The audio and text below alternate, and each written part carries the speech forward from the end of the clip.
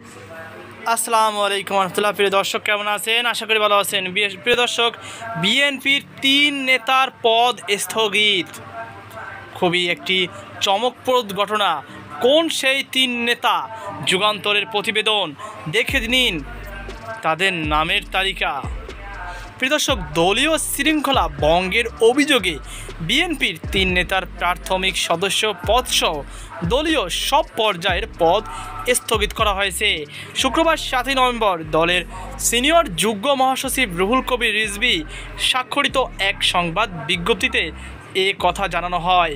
বিজ্ঞপ্তিতে বলা হয়, দলীয় নীতি ও সংগঠন পরিপন্থী অনৈতিক কার্যকলাপের জন্য চট্টগ্রাম উত্তর জেলাধীন সীতাকুণ্ডের উপজেলা বিএনপির আহ্বায়ক কমল কদর, চট্টগ্রাম উত্তর জেলা জাতীয়তাবাদী স্বেচ্ছাসেবক দলের সাবেক সভাপতি মোহাম্মদ মোরসালিন এবং চট্টগ্রাম জেলাধীন সীতাকুণ্ডের উপজেলা জাতীয়তাবাদী ছাত্র দলের সদস্য সচিব কোরবান আলী শাহেদের প্রাথমিক সদস্য পদসহ দলীয় সব পর্যায়ের পদ স্থগিত করা হয়েছে।